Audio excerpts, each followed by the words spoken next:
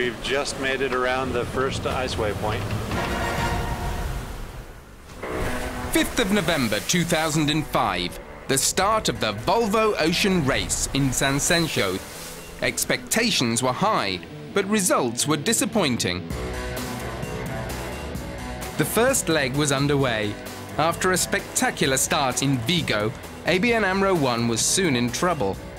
Fire on board. It didn't affect the result though. ABN AMRO 1 was first to arrive in Cape Town, ABN AMRO 2 second. The rematch came straight away for Team ABN AMRO with the second import race. High winds in Cape Town delivered ABN AMRO 1 first place and ABN AMRO 2 third. On the second leg from Cape Town to Melbourne, the youngsters on Boat 2 took command. ABN AMRO 1 set a new 24-hour record, only for it to be broken straight away by the young talent on ABN AMRO 2.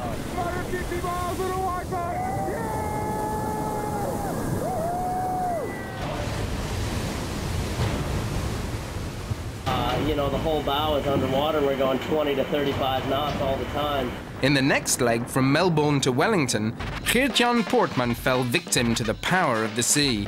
Fell against the daggerboard, hit his head. Meanwhile, ABN AMRO 1 was locked in the most exciting finish of the entire race.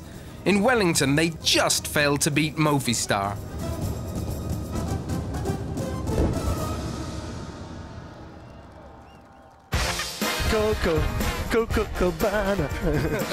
Leaving behind the horrors of the Southern Ocean, after rounding Cape Horn, the sailors could look forward to a warm welcome in Rio de Janeiro. And again, it was victory for ABN AMRO 1. In third place, ABN AMRO 2 wasn't far behind in this tough leg of the race.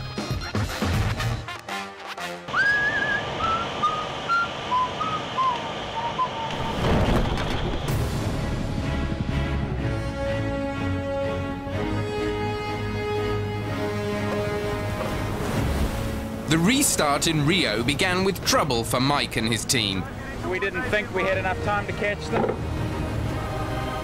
and we were right by about a minute.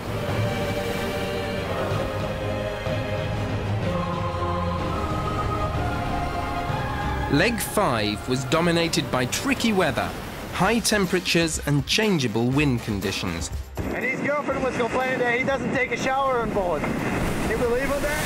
Oh yeah, there we go. The boat's still in good shape, but most of us are pretty tired. We haven't had much sleep.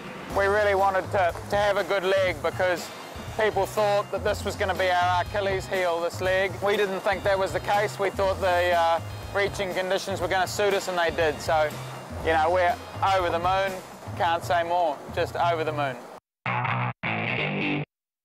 After a poor import race for both boats in Baltimore, it was clear to skipper Mike Sanderson that the leg to New York had to be won. Rough conditions and a short leg ensured that skippers and navigators didn't get a wink of sleep. Tired but happy, the crew of ABN AMRO 1 came in first yet again. The final victory was in sight.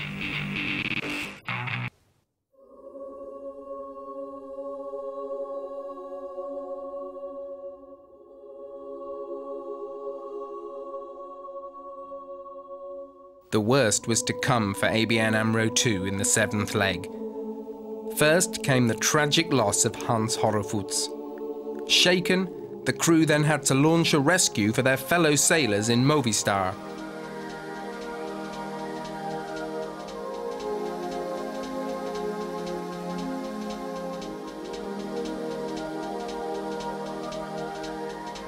Meanwhile, the Black Boat was first to arrive in Portsmouth. This meant that already at this early stage, a final victory was assured. Despite the result, for Team ABN AMRO, the 7th leg was the low point of the race. It was a hard decision for the sailors of ABN AMRO 2, but still they decided to go on.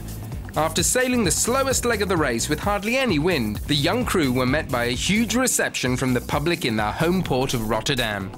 These boats are both coming home here to Holland. In fact, this boat was christened here in Rotterdam.